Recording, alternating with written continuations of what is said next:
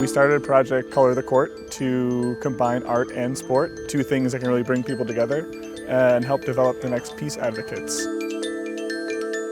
We ran a workshop with kids, asked them what peace means to them, what peace looks like, and then had them design a court. And then our artist with visual voices came and took the design and created a design to put on the court based off the kids' sketches.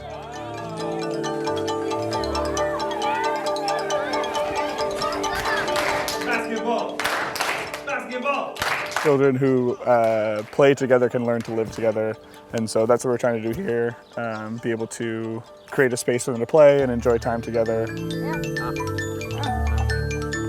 We're in Yeni Boğaziçi now, painting a court for the primary school. It's connected to the one in the south. There's a project in Nicosia in the south, designed by kids in Dorinya, and these two courts together will show solidarity across the divide and create a visual representation of peace for both sides of the island.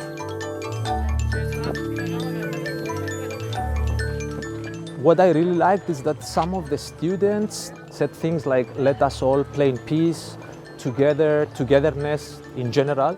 And I started visualizing the court according to what the kids wrote.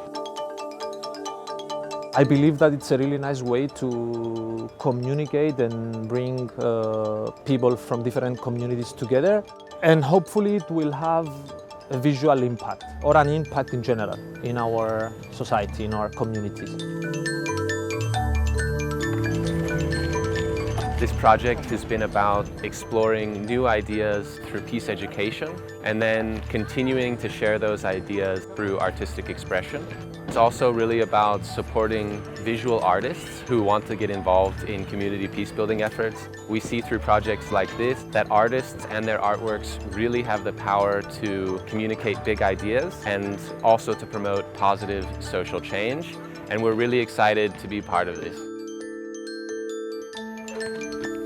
Today we're in Nicosia at one of the Color the Court basketball courts, and we're really excited to see the final outcome of collaborating with youth and communities across Cyprus.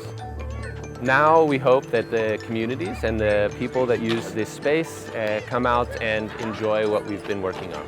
And of course, we couldn't do this without the incredible support of Jotun Paints and the municipalities that have supported our work.